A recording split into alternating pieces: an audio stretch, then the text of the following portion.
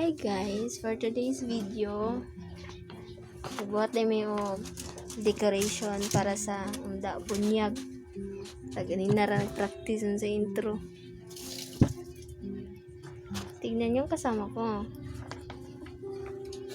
So magbuhat na may decoration para sa bunyag sa may gagaw. So let's go.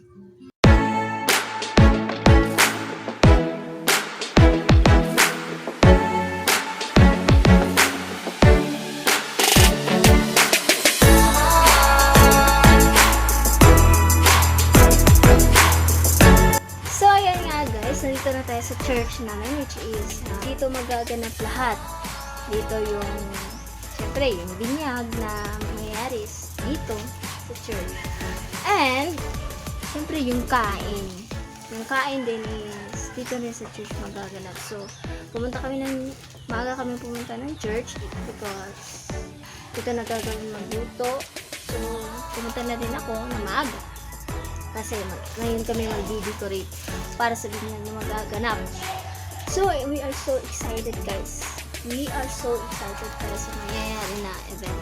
First time mo tumulong. Sa ganito.